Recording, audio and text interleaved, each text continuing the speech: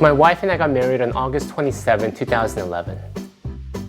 It was one of the happiest days of my life, but also one of the lowest points financially. Madly in love, we decided to get married just a few months after we graduated from our respective universities. I just finished my MBA. My wife had recently completed nursing school. Combined, we had a total of $105,000 in student loans, $87,000 of that being mine. In addition, we decided to have an epic wedding that was pretty popular back then apparently, and spent pretty much every penny we had. We were not only broke, we were starting out our marriage with a huge weight on our shoulder. Fast forward a few years, after 3.5 years, we were able to declare ourselves debt-free. We successfully paid off all $105,000 of debt. And we were able to do this while having 2 kids, cohabitating with my aging parent, and successfully growing our respective careers. So how were we able to do this? Hi, if you're new to the channel, my name is Tay from Financial Tortoise, a channel dedicated to creating personal finance content for the Sandwich generation. In this video, I want to share the steps that my wife and I took to pay off our $105,000 student loan debt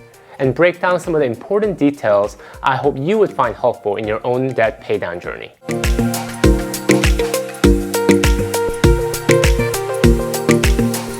Number 1, we organize our finances. When we have financial issues, we usually feel it in our gut first. We either have debt that we've been neglecting or have spending habits that we don't want to confront. However, unless we're willing to face our problems and see it for what it is, we can't begin to fix it. Peter Drucker, the management consultant, had a saying, "What gets measured gets managed." Essentially, unless we can measure our current situation, we can't begin to manage it. We can't begin to work on the problem. After the wedding, I knew I wasn't doing well financially. I had a pile of student loan documents sitting on my desk. I had a bunch of wedding bills I was still paying off, and all my savings have been depleted. I knew I wasn't at a good place, but I didn't want to face the truth. It would be too painful to see the actual numbers. But I also knew this was what I had to start with if I really wanted to start the process of paying down my debt. I went through all my files and organized how much I had in my bank account, how much student loans both my wife and I owed, and how much I could apply to paying down the debt each month. You can use a simple spreadsheet or an online platform like Mint or Personal Capital. But you want to organize all your finances first so you can get a holistic view of the problem you'll be tackling. Number 2, we invested in our financial education. What really got the fire inside my wife and I to start our debt paydown journey was attending a Dave Ramsey conference. It was my first personal finance conference and it hit me like a freight train. A statement that really resonated with me was, "Debt is not a tool. The borrower is slave to the lender." It went against everything I learned about money up to that point. I was conditioned to believe that some debts were actually good. Student loans are good because you're investing in yourself and it could increase your earning potential in the future. But when I was honest with myself, I took out student loans because it was convenient. If I was serious about my personal finance, I could have figured out a way to get my MBA at a much cheaper cost, lower my cost of housing by having roommates, packing my lunch instead of going out with my classmates and calling it networking, pursuing jobs at companies that sponsored education as part of their hiring practice. After the conference, I couldn't get enough personal finance education. I bought the DVD set and devoured it, forcing my wife to watch it with me during dinner. I got my hands on all the personal finance books I could find. You can find a link to a video about my favorite personal finance books here. I listened to personal finance podcasts and consumed personal finance YouTube videos. I was catching up on years of personal finance education I missed. I never wanted to be in this vulnerable position again, and I knew financial literacy was the key. Number 3, we cut back our expenses. This is a real key step. Many people get stuck here, especially if you're not used to cutting back. The sexy topics around personal finance is usually investing or real estate. You'd be hard-pressed to find someone excited about cutting back. It feels so stifling and depressing. However, if you're serious about paying down debt and making progress financially, you can't skip this step. You need to learn to manage your expenses and not let it manage you. I know many people who have very good salaries, $200,000, $300,000, even $400,000 a year, and they still have student debt years after they graduated school. If you're in a certain professional career, you might feel the need to live a certain elevated lifestyle. And you might even come to believe that you actually deserve that lifestyle because you work so hard. However, what you really deserve is to be debt-free. MBAs usually lead to good salaries at respectable companies. Many of my friends from my business school, myself included, were privileged to be in this position. However, instead of flashing our new salaries by purchasing new cars and renting nice downtown apartments, my wife and I decided to go the other way. No more networking lunch outings. I packed my lunch and brewed my own coffee. No more car upgrades. While my classmates were showing off their brand new luxury cars they bought with their investment banking bonus, I continued to drive our reliable 2008 Honda Civic to work. We were very careful about lifestyle inflation. Usually after a couple gets married, you feel the need to get new furniture, new utensils, new toys to fill your love nest. However, we brought over all of our bachelor pad furniture and vowed not to buy any new pieces of furniture until all our debt was paid off. Number 4, we implemented Dave Ramsey's debt snowball method. The basic premise behind this method is that we're more emotional beings than logical beings when it comes to making financial decisions. If we were completely logical, it would actually make more sense to pay off our highest interest loan first than pay off the debt with the next high interest rate. However, we are logical beings.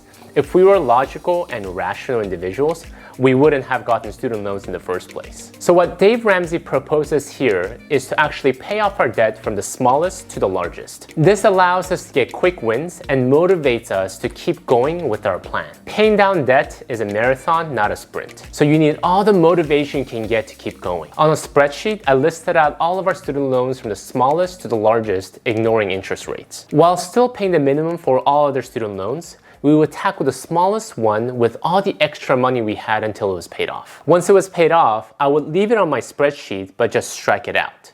Then we would tackle the next one. Because there was one less minimum payment, we could apply more to the next loan. Essentially, we kept snowballing our payments until we were tackling the last and the largest loan with all available money. By the time I got to my last loan, I remember I was so laser focused and motivated to pay it off.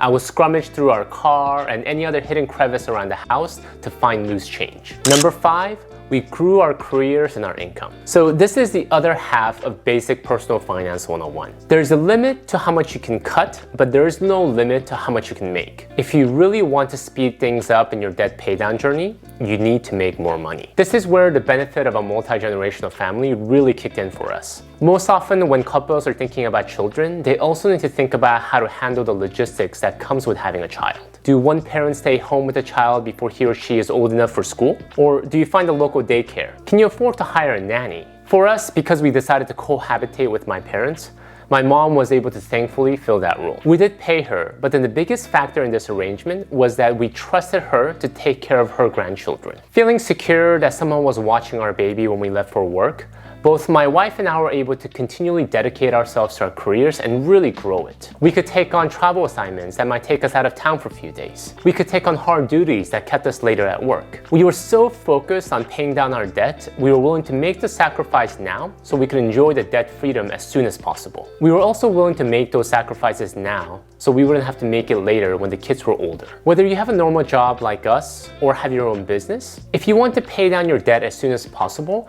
think of ways where you can increase your income either by pursuing that new promotion or taking on additional clients. It's going to be hard, but Dave Ramsey has a saying, if you live like no one else, later you can live like no one else. Make the sacrifice today so you don't have to make the sacrifice tomorrow. Number 6, we remain committed to the vision.